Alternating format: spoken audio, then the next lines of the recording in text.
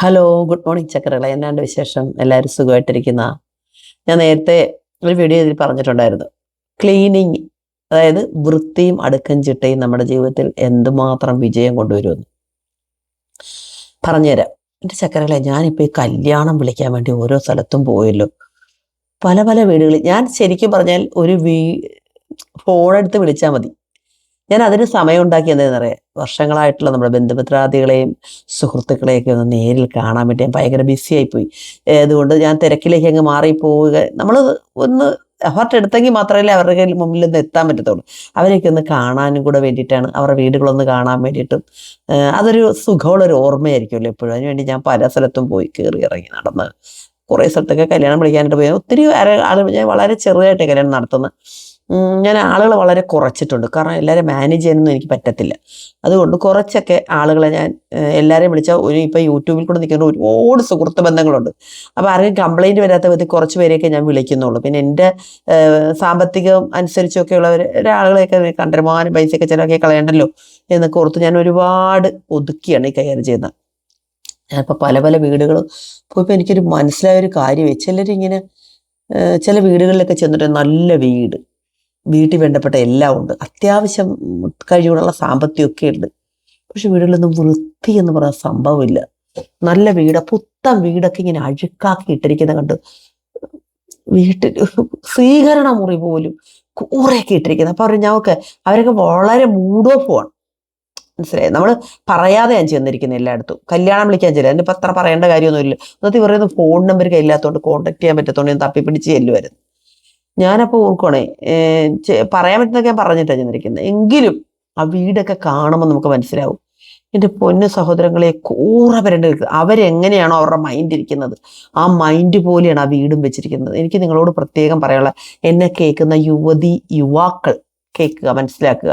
നമുക്ക് ജീവിതത്തിൽ വിജയം ഉണ്ടാകണമെങ്കിൽ അത്യന്താപേക്ഷ ആദ്യം വേണ്ടത് നമ്മൾ ഇരിക്കുന്ന സ്ഥലത്തെ വൃത്തി. നമ്മൾ ഈ ലോകത്ത് എവിടെ പോയിട്ട് തിരിച്ചു കയറേണ്ടത് നമ്മുടെ വീടാണ്.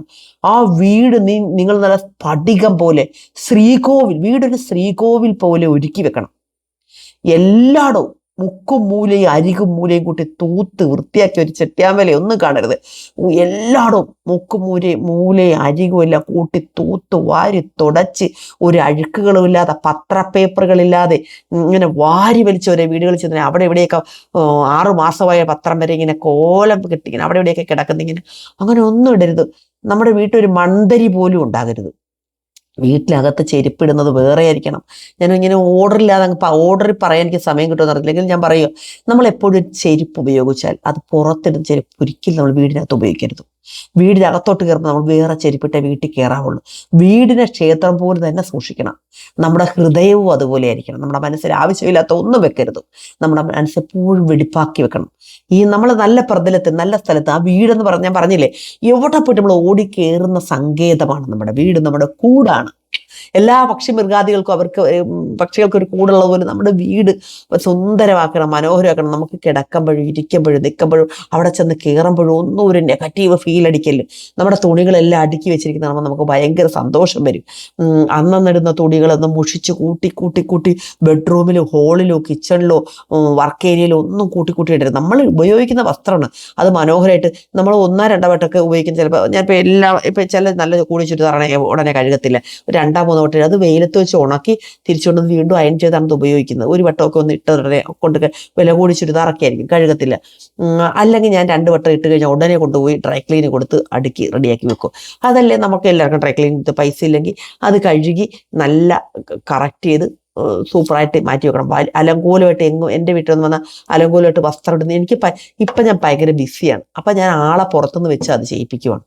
എൻ്റെ ഇഷ്ടത്തിനനുസരിച്ച് ഞാൻ ചെയ്യിപ്പിക്കുകയാണ്. ക്ലീനിങ്, ഞാൻ പറഞ്ഞില്ലേ, ക്ലീനിങ് ഒക്കെ ഇപ്പം എനിക്ക് നല്ലൊരു കുട്ടി കിട്ടിയാണ്. ക്ലീൻ ചെയ്യാനും റൂം അടുക്കി പെറുക്കി വെക്കാനും ഒക്കെ. അത് എനിക്ക് സമയമില്ലാത്തതുകൊണ്ട് ഞാൻ മറ്റൊരാളെ കൊണ്ട് ചെയ്യിപ്പിക്കും. ഇതിനു മുമ്പ് ഞാൻ തന്നെ ചെയ്തുകൊണ്ടിരുന്നത്. എനിക്കിത് നീറ്റായിട്ടിരിക്കണം, എനിക്ക് നിർബന്ധമാണ്. ഇവിടുന്നാണ് എൻ്റെ ജീവിതം തുടങ്ങുന്നത്. അപ്പം വീട് വൃത്തികേടാണെങ്കിൽ എന്തിനു കൊള്ളാം, നമ്മുടെ ലൈഫിൽ മൊത്തം നമ്മുടെ രോമകൂപങ്ങളിൽ പോലും നെഗറ്റീവ് ഉണ്ടാവും.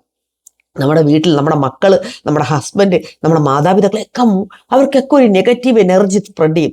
ഒരു വീടിൻ്റെ വിളക്കെന്ന് പറഞ്ഞ സ്ത്രീ തന്നെയാണ്. സ്ത്രീയിൽ നിന്നാണ്, അമ്മയുടെ ഉദരത്തിൽ നിന്നാണ് ഒരു കുഞ്ഞ് ജനിക്കുന്നത്. അമ്മയെ കണ്ടാണ് ആ കുഞ്ഞെല്ലാം പഠിക്കുന്നത്.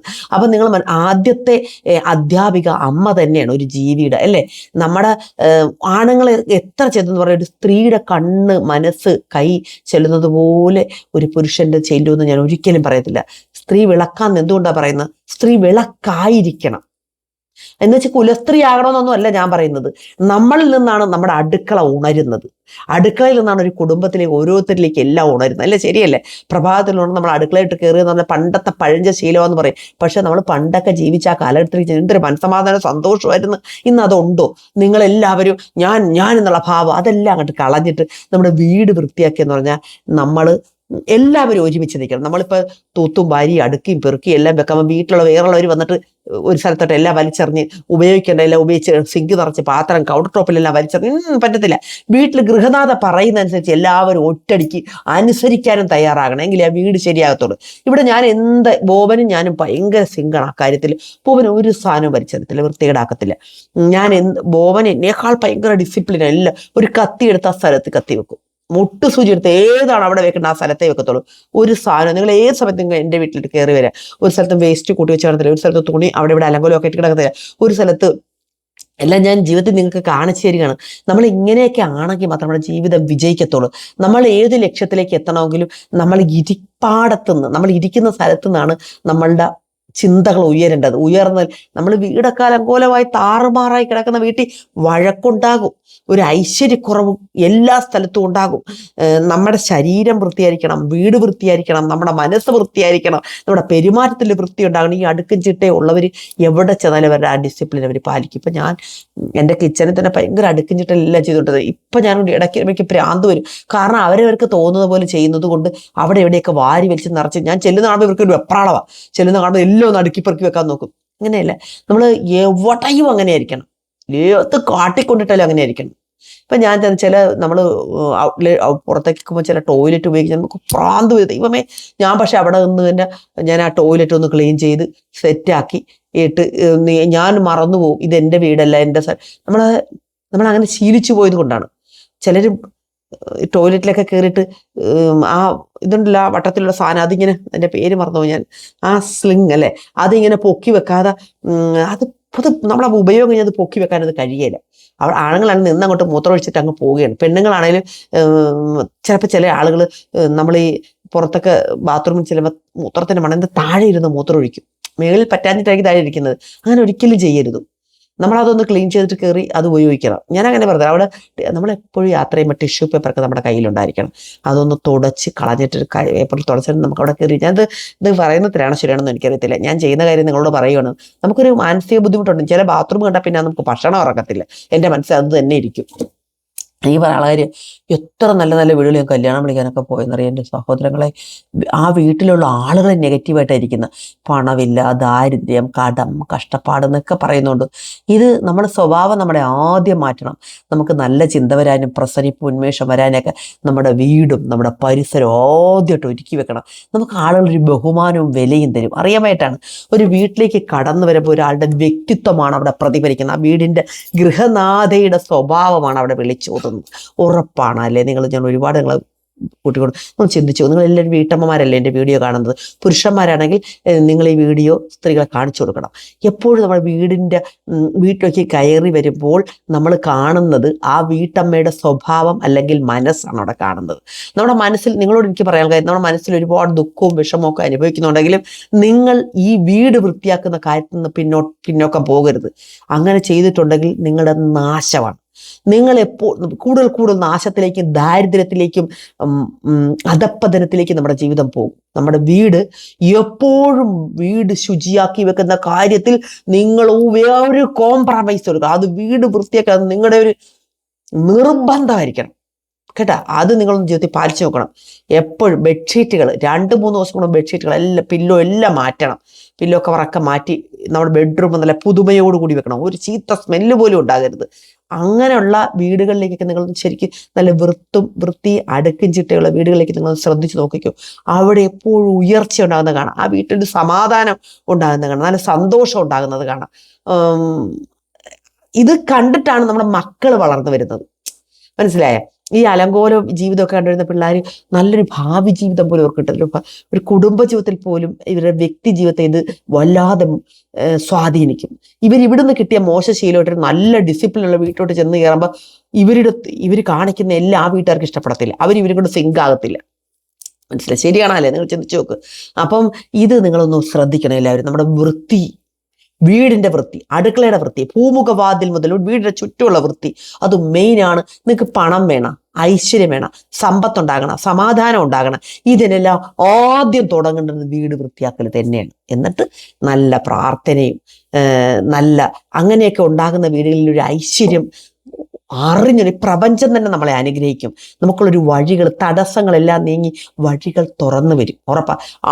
ഞാനിങ്ങനെ ഒരുങ്ങി നടന്നിട്ട് എൻ്റെ വീട്ടോട്ട് വരുമ്പോൾ മൂക്ക് നാർന്നാണെങ്കിൽ നിങ്ങൾക്ക് അല്ലെ കാണാൻ പറയും. ചില വീടുകൾ ചെന്ന് നമുക്കില്ലേ ഓടിപ്പോകുന്നു. ചില വീട് ഞാൻ എങ്ങനെയാണെന്നറിയാം, എനിക്ക് നല്ല വീടുകൾ ഭംഗിയായിട്ട് ഒരുക്കി, വലിയ വീടല്ല ചെറിയ വീടാണെങ്കിലും അത് ഒരുക്കി വെച്ചിരിക്കുന്ന അതിൻ്റെ വീട് നല്ല മനോഹരമായി വൈറ്റ് പെയിൻ്റൊക്കെ വീടിന് എപ്പോഴും അടിക്കാവുള്ളൂ. വൈറ്റിൻ്റെ വിശാലതയുണ്ട്, നമുക്ക് കാണുമ്പോൾ തന്നെ സന്തോഷം തോന്നും.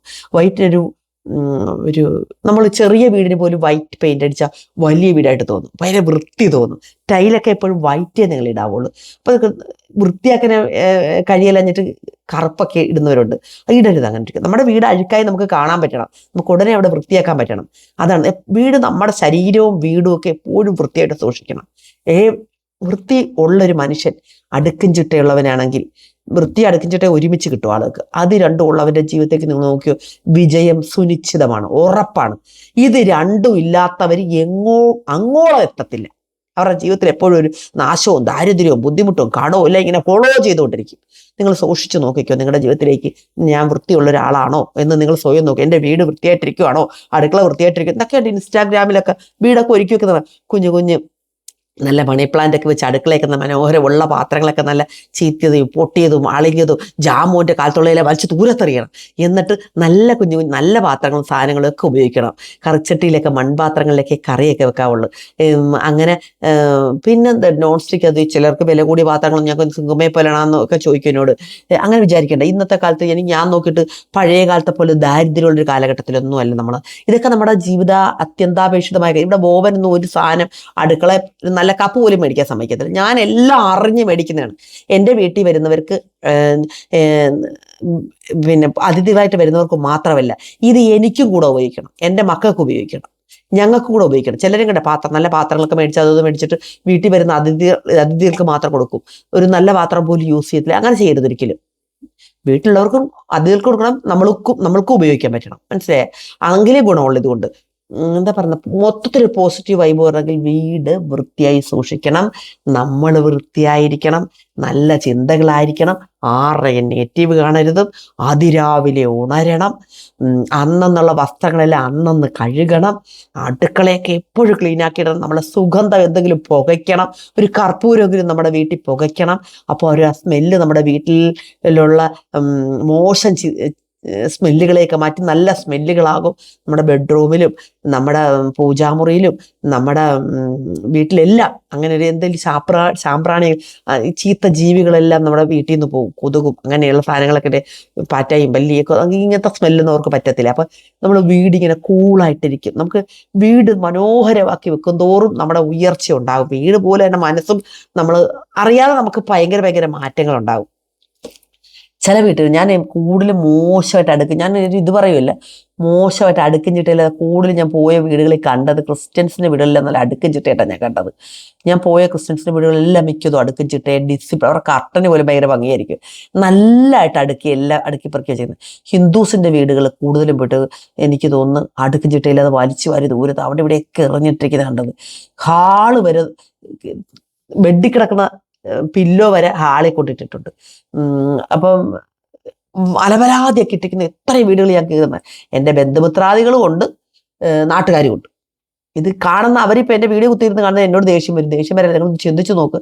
നമുക്ക് രക്ഷപ്പെടണ്ടേ? നമുക്ക് സമ്പത്ത് വേണം, പണം വേണം, നമുക്കൊരു പ്രസരിപ്പ്, ഉണർവും എനർജിയും നല്ല ചിന്തകളും ഒക്കെ വേണ്ടേ? ഇതിന് ആദ്യം നമ്മൾ ചെയ്യേണ്ടത് നമ്മുടെ വീട്, നമ്മൾ ഇരിക്കുന്ന നമ്മുടെ കൂട് വൃത്തിയാക്കി വെക്കുക. അപ്പം നമ്മുടെ മനസ്സ് വൃത്തിയായിക്കോളും. നമുക്ക് ശാന്തമായിട്ടിരിക്കാൻ പറ്റും. ശാന്തമായിരിക്കുന്ന മനസ്സിൽ നിന്ന് നല്ല ചിന്തകളുണ്ടാകും.